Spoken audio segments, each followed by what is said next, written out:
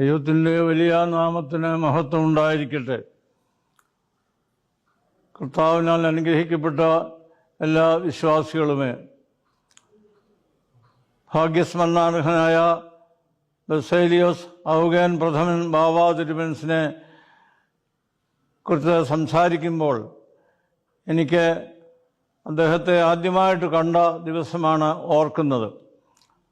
ഞാൻ 1953 MD സെമിനാരിയിൽ വൈദിക വിദ്യാഭ്യാസത്തിന് ചെന്നപ്പോൾ അദ്ദേഹത്തെ കാണുവാനുള്ള അവസരമുണ്ടായി.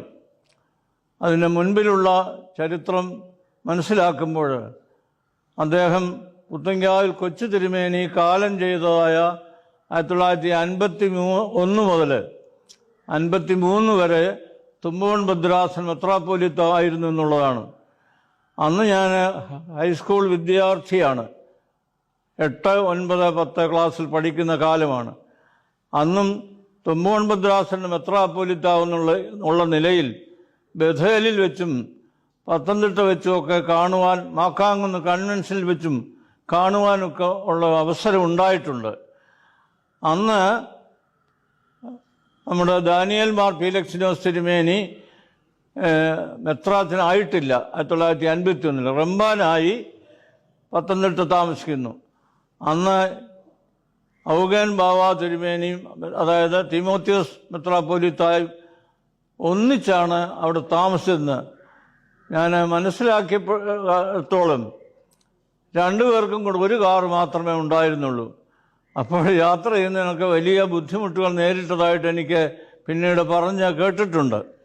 അപ്പോൾ തുമ്പവൻ ഭദ്രാസൻ്റെ പുത്തങ്കാൽ കൊച്ചു തിരുമേനിയുടെ അസാന്നിധ്യം, അതായത് അദ്ദേഹം കാലം ചെയ്ത ശേഷം 2-3 വർഷം ഈ ഭദ്രാസനത്തെ ഭരിച്ചിരുന്നു എന്നുള്ളതാണ്. അതിനു മുൻപുള്ള അദ്ദേഹത്തിൻ്റെ ചരിത്രം നമുക്ക് മനസ്സിലാക്കുമ്പോൾ 1930 മുതൽ പാത്രിയർക്കീസ് ഭാഗത്തു നിന്നും മാറി വന്ന് ഓർത്തഡോക്സ് വിഭാഗത്തിൽ ചേർന്നു എന്നുള്ളതാണ്. അതിനുശേഷമുള്ള അദ്ദേഹത്തിൻ്റെ സഭയോടുള്ള പ്രതിബദ്ധതയും ഭരണ കാര്യങ്ങളിലുള്ള നേതൃത്വവും ഭക്തിപൂർവമായ ജീവിതവും ഒക്കെ അറിയാനും നേരിട്ട് കാണുവാനും സാധിച്ചിട്ടുണ്ട്. അദ്ദേഹം മെത്രാപ്പോലീത്ത ആയിരുന്നപ്പോൾ ഞാൻ ദാനിയേൽ മാർ ഫീലക്സിനോസ് തിരുമേനിയുടെ കൂടെ മൂവാറ്റുപുഴ പഴയ അരമനയിൽ പല പ്രാവശ്യം പോയി താമസിക്കുകയും അദ്ദേഹത്തിൻ്റെ കൂടെ നമസ്കാരങ്ങളിലും വിശുദ്ധ കുർബാനയിലും ഒക്കെ സംബന്ധിക്കുകയും ചെയ്തിരുന്നു. അതൊരു വലിയ അനുഭവമാണ്. വളരെ ഭക്തിപൂർവമായി വിനയപൂർവമായി എല്ലാ പെരുമാറ്റവും കാണുവാൻ സാധിച്ചു. മാത്രമല്ല അദ്ദേഹത്തിൻ്റെ പ്രാർത്ഥനാ ജീവിതം, സാധാരണയുള്ള യാമപ്രാർത്ഥനകൾ കഴിഞ്ഞാൽ ഉടനെ ദീർഘനേരം പ്രത്യേക ഒരു ഇരിപ്പിടത്തിലായിട്ട് അല്ലെങ്കിൽ ആസനത്തിൽ ഇരുന്ന് ധ്യാനം നടത്തുന്നത് ഞാൻ നേരിട്ട് കണ്ടിട്ടുണ്ട്. വളരെയേറെ സഭയ്ക്ക് വേണ്ടിയും ഒക്കെ പ്രാർത്ഥിച്ചുകൊണ്ടിരുന്ന സമയങ്ങൾ ഓർക്കുകയാണ്. അത് അദ്ദേഹത്തിൻ്റെ പൂർവ്വകാലത്തെ അനുഭവങ്ങളുടെ ഒരു വെളിച്ചത്തിലായിരിക്കാമെന്ന് ഞാൻ ചിലപ്പോൾ ചിന്തിച്ചിട്ടുണ്ട്. കാരണം വളരെയേറെ ശാരീരിക പീഡനം അനുഭവിച്ച ഒരു സഹത എന്ന് തന്നെ നമുക്ക് പറയാം. അദ്ദേഹത്തിൻ്റെ കൂടെ സുറിയാനി പഠിക്കുന്നതിനായിട്ട് താമസിച്ച 2 പേരെ എനിക്ക് പരിചയമുണ്ട്. ഒന്ന് വടശ്ശേരിയത്ത് VJ ജോസഫ് അച്ഛൻ ഷമ്മാശനായി അദ്ദേഹത്തിൻ്റെ കൂടെ താമസിച്ചു.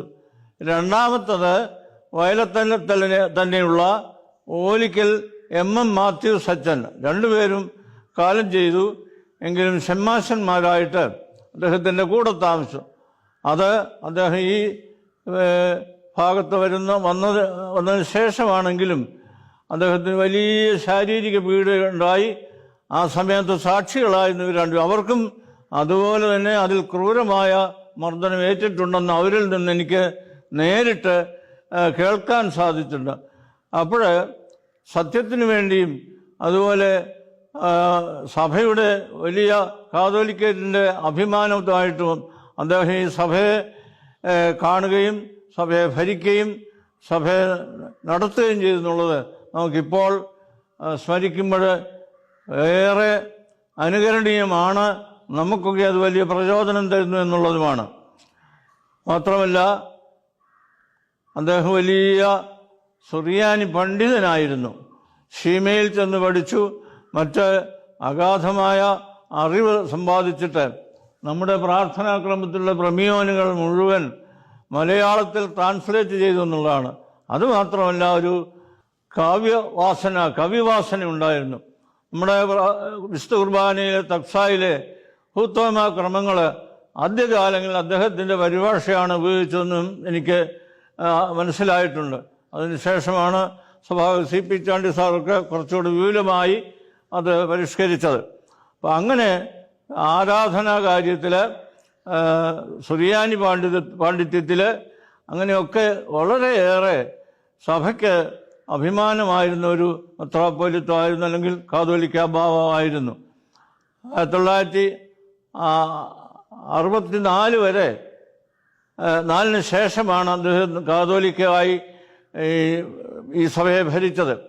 ആ സമയത്ത് 75 വരെയാണെന്ന് തോന്നുന്നു. അത്രയും കാലയളവിൽ ഭാഗ്യവാനായിരുന്ന പരിശുദ്ധ ബസേലിയോസ് ഗീവറീസ് ദിദിയൻ ബാവായുടെ പിൻഗാമിയായിട്ടാണ് വരുന്നത്. അന്ന് സമാധാനം അനുഭവിച്ചിരുന്ന ഒരു കാലയളവാണ്. എങ്കിലും ആ അന്തരീക്ഷമൊക്കെ അവസാനം മാറി വളരെയേറെ കലുഷിതമായ ഒരു അന്തരീക്ഷം ഇവിടെ സഭയിലുണ്ടായി. അതിനെല്ലാം അതിജീവിച്ച് കണ്ണിലെ കൃഷ്ണമണി പോലെ ഈ കാതോലിക്ക സിംഹാസനത്തെ കാത്ത് സൂക്ഷിച്ച് പരിപാലിച്ച ഒരു പരിശുദ്ധ ബാവ ആയിരുന്നു എന്നുള്ളതിന് ഒരു സംശയമില്ല. അദ്ദേഹത്തിൻ്റെ സുറിയാനി പഠിപ്പിക്കുന്നതിനുള്ള വലിയ താല്പര്യം ഞാൻ പല സന്ദർഭത്തിലും കണ്ടിട്ടുണ്ട്. ഏതെങ്കിലും വൈദികർക്ക് എന്തെങ്കിലും സംശയം എവിടെ വെച്ച് ചോദിച്ചാലും അവിടെ നിന്നുകൊണ്ട് സുറിയാനി ഗ്രാമർ പഠിപ്പിക്കുന്നതും സുറിയാനി ഗീതങ്ങളുടെയും അതിൻ്റെ ചരിത്രത്തെക്കുറിച്ചും അതിൻ്റെ ഭംഗിയെക്കുറിച്ചും ഒക്കെ അവരോട് സംസാരിക്കുന്നത് ഞാൻ കേട്ടിട്ടുണ്ട്. മുമ്പേ ഞാൻ ഓർമ്മിപ്പിച്ചതുപോലെ മൂവാറ്റുപുഴ പഴയ അരമനയിൽ പല സന്ദർഭങ്ങളിൽ അവിടെ താമസിക്കുവാനും അദ്ദേഹത്തിൻ്റെ ലളിത ജീവിതം, മിത ഭക്ഷണം, വളരെ ചുരുങ്ങിയ ഭക്ഷണം കഴിക്കുകയുണ്ടായിരുന്നു. വലിയ ആഡംബരമൊന്നും ഇല്ലാതെ ഈ വലിയ ഒരു മാതൃകാ ജീവിതം നയിച്ച അദ്ദേഹമായിരുന്നു എന്നുള്ള സംശയമില്ല. അദ്ദേഹത്തിൻ്റെ ആ കാലയളവ്, ഭരണകാലം, ആ സഭയ്ക്ക് വലിയ പ്രതിസന്ധികൾ ഉണ്ടായെങ്കിലും അതിനെ സംരക്ഷിച്ച് നമുക്ക് ഒരു വലിയ മാതൃകയായി തീർന്നു എന്നുള്ളതിന് ഒരിക്കലും നമുക്ക് മറക്കാവുന്നതല്ല. അദ്ദേഹത്തിൻ്റെ ചരമ ജൂബിലി 50-ാം വർഷം ആചരിക്കുമ്പോൾ ഈ സഭയ്ക്ക് വലിയ ഒരു തേജസ്സും ഓജസ്സും തന്ന് അതിനെ സംരക്ഷിച്ച ആ പരിശുദ്ധൻ്റെ മധ്യത്തിൽ നമുക്ക് അഭയം പ്രാപിക്കാം. അത് വലിയ